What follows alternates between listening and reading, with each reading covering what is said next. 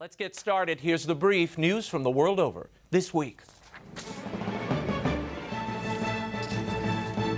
The fallout over the Bergdahl prisoner exchange continues here in the U.S. Both sides of Capitol Hill are calling the president to account for his decision to exchange 5 top-level al-Qaeda militants held at Guantanamo Bay for the release of an Army private in Taliban custody. A rare closed-door meeting with all 100 senators and White House officials did little to quell criticism from both Democrats and Republicans. Senators object to the president's lack of congressional consultation prior to the swap. They are also raising questions about whether releasing the al-Qaeda militants would endanger the lives of Americans. House Speaker John Boehner on Tuesday accused the president of intentionally keeping the swap under wraps, hoping to avoid congressional opposition. The president in Brussels on Thursday stood by his decision. We have a basic principle. We do not leave anybody wearing the American uniform behind. We had a prisoner of war whose health had deteriorated, and we were deeply concerned about, and we saw an opportunity and we seized it, and I make no apologies for that. Staying in Brussels, the President and British Prime Minister David Cameron laid down new markers for Russia with regard to Ukraine. Following the Group of 7 World Leaders Summit, rearranged to exclude Russian President Vladimir Putin, Obama and Cameron announced that Moscow has a month to meet 3 new conditions or face further economic sanctions.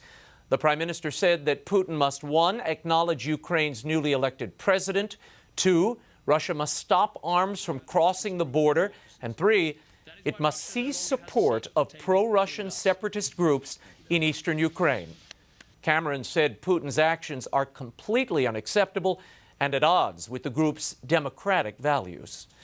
Back in the United States, Congress is continuing to push for reform in the wake of the Veterans Administration healthcare scandal. Senior senators have reached agreement on a bipartisan bill that would expand veterans' ability to get government-paid medical care outside of Veteran Affairs hospitals and clinics. The framework agreement was announced Thursday on the Senate floor. It would allow veterans who experience long waits for VA appointments or who live at least 40 miles away from a VA facility to use enrolled private doctors as providers for Medicare or other government programs.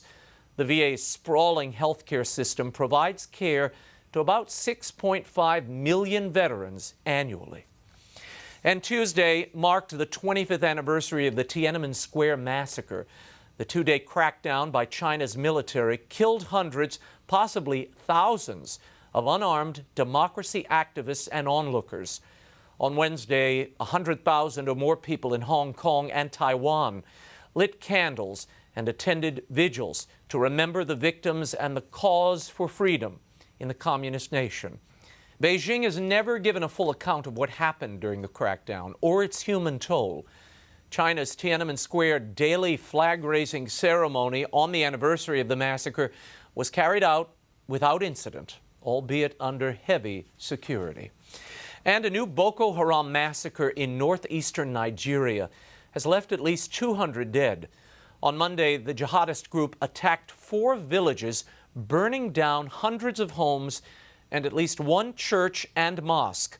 According to witnesses, militants disguised as Nigerian soldiers rounded up civilians, claiming they were there to protect them from a Boko Haram attack, and once gathered, they turned their guns on the villagers, shouting Allahu Akbar, killing all the civilians. Nigeria's government is again being faulted for not protecting its citizens. Local officials said they'd informed the government of an imminent attack. Nigeria's military never showed. Boko Haram is believed responsible for more than 2,000 deaths so far this year alone. Turkey's world-famous Hagia Sophia has again become the object of Muslim conquest. This past weekend, tens of thousands protested outside the Istanbul monument to demand and pray that the museum be reconverted into a mosque. Completed in 537, Hagia Sophia was for 900 years the Basilica of the Patriarch of Constantinople. When the Byzantine Empire was conquered by the Ottoman Turks in the 15th century, it was gutted and converted into a mosque. It remained a mosque until Turkey's modern founder, Mustafa Ataturk, declared it a museum in 1934. Activists have collected 15 million signatures, calling upon the government to turn the museum into a mosque once again. One activist told Reuters that the Hagia Sophia is a symbol for the Islamic world and the symbol of Istanbul's conquest. Without it, he said, the conquest is incomplete. In New Orleans, the school district has closed its 5 remaining traditional public schools, making it the first all-charter school system in America. Responding to poor performance, Louisiana's Recovery School District assumed control of the state's worst-performing schools in 2003. They later took more control of those schools in the wake of Hurricane Katrina. Since that time, students in the New Orleans charter system have steadily improved their math and reading scores. The high school graduation rate is now approaching 80%, up considerably from the pre-Katrina rate of 54%. Despite the improvements, critics say the now all-charter system maintains overtly strict disciplinary procedures and an enrollment that favors white students over African Americans in better performing schools. Advocates say the charter system empowers parents and has demonstrated its worth. And in Rome, Pope Francis continued his discourse on the devil this week. Speaking to some 50,000 Catholics at the Charismatic Renewal on Sunday, he warned that Satan is ever trying to destroy the family. The Holy Father said that since families are the domestic church, quote, the enemy will often attack it to prevent love from becoming free. He encouraged families to be strong in the face of this current crisis, and he said the devil wants to destroy the family. And the Pope's call for bishops and priests to be authentic pastors and not careerists seems to have struck a nerve in the United States. Speaking at a convention of American theology professors, Indianapolis Archbishop Joseph Tobin said he's seen how disruptive Pope Francis has been within the U.S. hierarchy. He reported that bishops and priests are very discouraged by Pope Francis because he was challenging them and their idea of what it means to be a pastoral leader in the country. Pope Francis, he said, is disturbing the hierarchy due to what he calls some resistance to a different way of doing the gospel mission of the church.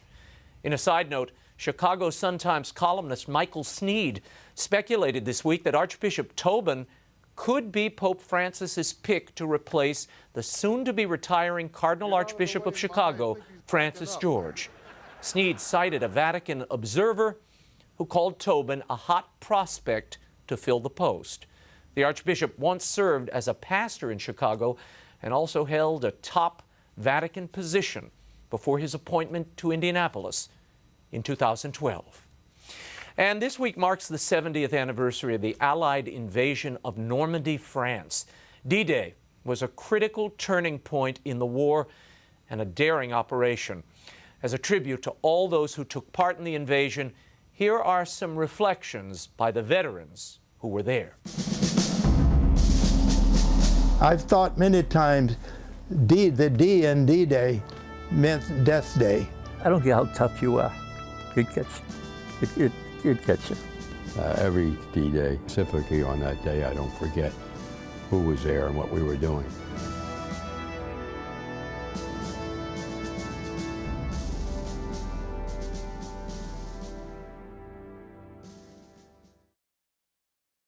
The odds of surviving were so slim.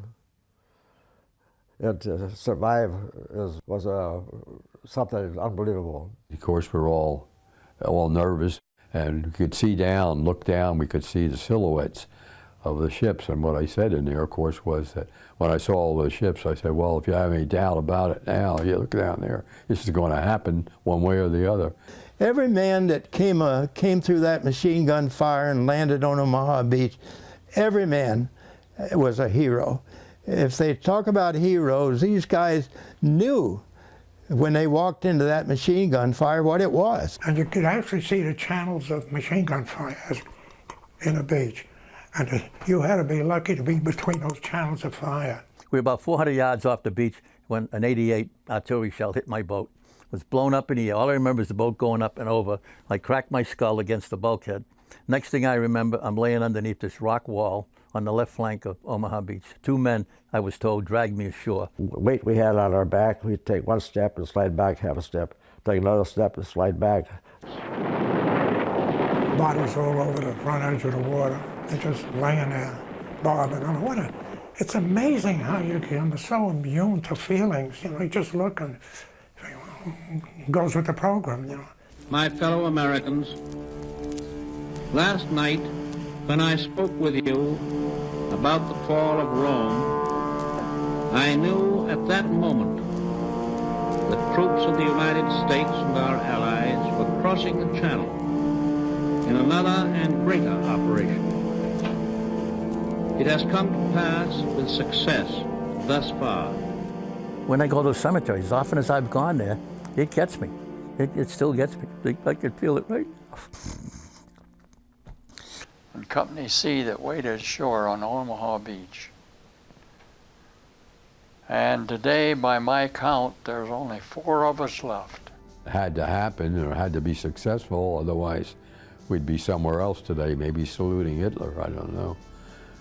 I hope not Mussolini anyway. All those years now, 70 years, hasn't erased any of the feelings that we had for our soldiers there, our buddies that we'd been with, and to see them die there will never leave your mind. What amazing men.